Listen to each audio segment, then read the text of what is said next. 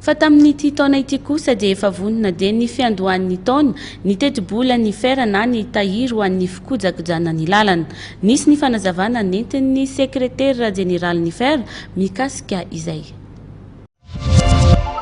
Efa vonona ny teti-bola folo am'zato miliara ariary ho an'ity taona ity raha ny fanamariana izay mety ny sekretera jeneralin'ny fera na ny tahiry ho an'ny fikojakojana ny lalana. Tona valambe folo sy roa arivo hafa kely satria tiako tenenina niezaka zay zany nanao an'le fampidirana an'le vola tsy nalohan'ny compagnie pétrolière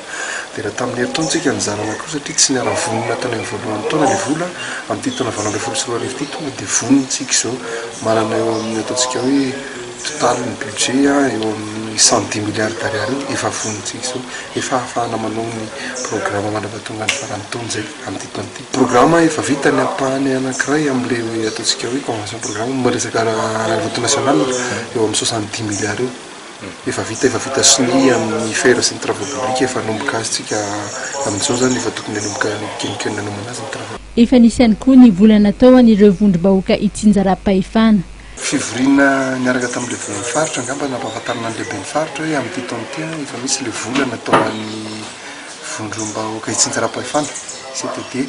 dia nanomboka amin'ity taona ity zany dia anana an'izay ary eritreretina hoe izy zataony io efa manangona ny fangatahana avy any amin'ny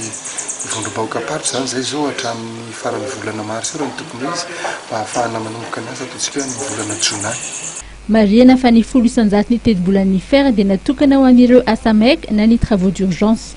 Mikasika ny antsoina hoe RER na ny redevance sur les entretiens routiers dia mbola misy ireo vola teo aloha no misy fahatarana ny fanefan'ireo kompania an-tsolika azy. Fa ho an'ireo solika izay lafo ny volana janoary kosa indray dia ezahana ny avoefa azy amin'ity faran'ny volana martsa ity.